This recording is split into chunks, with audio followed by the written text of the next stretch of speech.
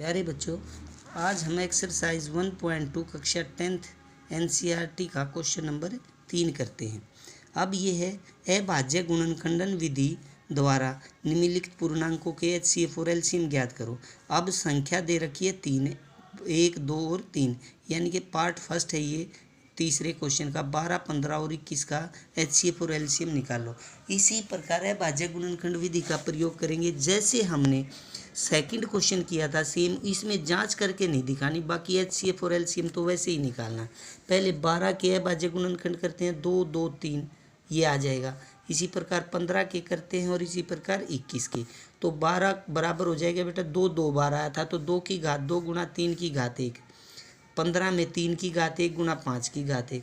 21 में 3 की घात 1 गुणा 7 की घात 1। अब एचसीएफ हो जाएगा इन तीनों में जो कॉमन संख्या है वो 3 इसमें भी है, 3 इसमें भी और 3 इसमें भी।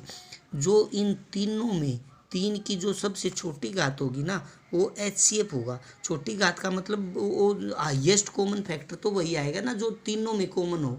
कॉमन निकालना होता है ना बेटे, उसको लिखा जाता है। तो यहाँ तो तीनों में घात बराबर है तो एचसीएफ 3 की घात 1 ही रह जाएगा। तो 3 ये उभयनिष्ठ गुण क्या होता है एचसीएफ? उभयनिष्ठ गुणनखंडों की सबसे छोटी घात का गुणनफल होता है बेटे एचसीएफ। जो उभयनिष्ठ मतलब कॉमन, जो कॉमन गुणनखंड होंगे जो उनकी छोटी घात आएगी वही तो कॉमन आ सकती है ना, तो उन सब का गुणनफल कर देंगे। तो ये एचसीएफ ऐसे निकलता है। अगर एलसीएम निकालेंगे तो जो कॉमन नहीं है वे तो सारे एज इट इज। जैसे 2 की घात 2 कॉमन नहीं था तो 2 की घात 2 है, इसमें पूरा लिख दिया। 3 कॉमन था तो जो कॉमन में जो बड़ी घात आती है ना वो लिख देते हैं इसमें। तो 3 की घात 1 ही है सब में तो 3 की घात 1। 5 ये कॉमन था ही नहीं तो पूरा लिखा जाएगा, ये भी कॉमन नहीं था पूरा लिखा जाएगा। बस इसमें ध्यान रहे जो कॉमन गुणनखंड है उनकी जो सबसे बड़ी घात होगी वो लिखी जाएगी। तो 2 की घात 2 4 होता है, 3 की घात 1 3, 5 की घात 1 5, 7 की घात 1 7। इन सब को गुणा करेंगे तो ये 420। एचसीएफ होता क्या है, एलसीएम होता क्या बेटे? अभाज्य गुणनखंडों की सबसे बड़ी घात का गुणनफल होता है। जो भी अभाज्य गुणनखंड होते हैं उनकी जो भी बड़ी घात हो, सबसे बड़ी घात, उनका गुणनखंड। इसमें उभयनिष्ठ नहीं है बेटे, सारे अभाज्य गुणनखंड जितने भी अभाज्य गुणनखंड हैं उन, ये नहीं है कि जैसे इसमें 3 आ गया तो ये भी लिखा जाएगा ये भी। ये अभाज्य गुणनखंड तो 3 है ना, वो तो चाहे यहाँ तीनों में हो या एक में हो, वे एक ही बार लिखना है। उनकी सबसे बड़ी घात, जैसे 3 यहाँ 3 बार था वैसे तो 3 बार नहीं लिखेंगे, इन तीनों में जो भी बड़ी घात होगी वो लिख देंगे। अब इन तीनों में 2 है गुणनखंड तो 2 की जो बड़ी घात हो वो लिख देंगे। तो इनमें 5 भी गुणनखंड है 3 कहीं भी, लेकिन 5 की जो बड़ी घात हो इसी प्रकार 7 ही। तो यहाँ पर ये अभाज्य गुणनखंड होगी। ये दोनों की डेफिनेशन याद रखो। एचसीएफ भी कोई भी पूछे तो बताना पड़ेगा। एचसीएफ होता है उभयनिष्ठ गुणनखंड, केवल कॉमन। उभयनिष्ठ माने कॉमन। उभयनिष्ठ गुणनखंडों की सबसे छोटी घात का गुणनफल होता है एचसीएफ। और एलसीएम क्या होता है? अभाज्य गुणनखंडों। एलसीएम का मतलब है लघुत्तम समापवर्तक। इसमें कॉमन नहीं है बेटे, उभयनिष्ठ नहीं, सारे जितने भी अभाज्य गुणनखंड हैं उनकी सबसे बड़ी घात का गुणनफल कर दो, यानी कि उनकी गुणा कर दो, हमारा एलसीएम आ जाएगा। इस प्रकार क्वेश्चन हमारा ये यहाँ पर समाप्त होता है।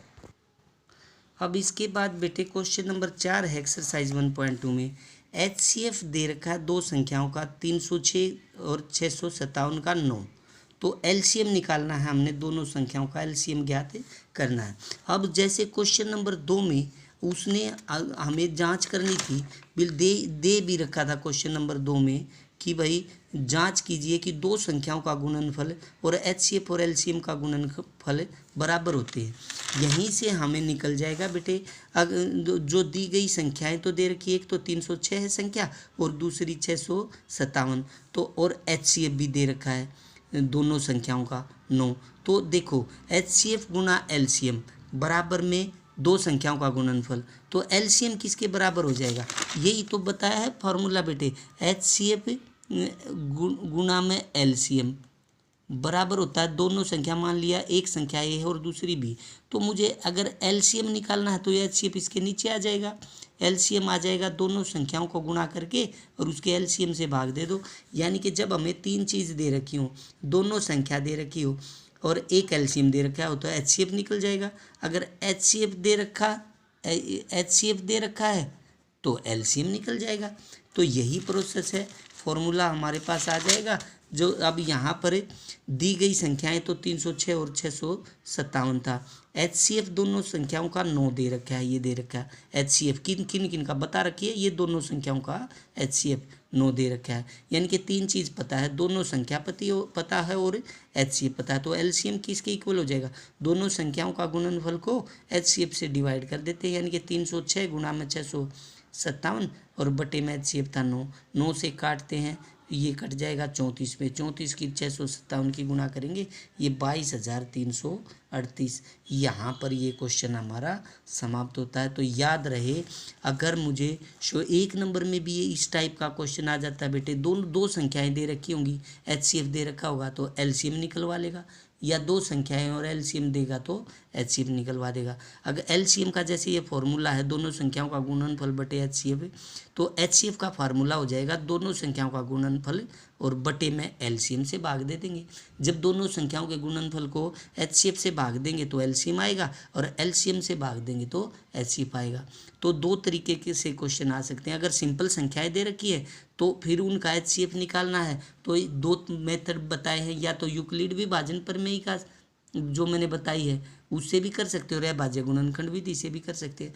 लेकिन इनमें ना तो अभाज्य गुणनखंड विधि लगाने की जरूरत है HCF या एलसीएम निकालने के लिए।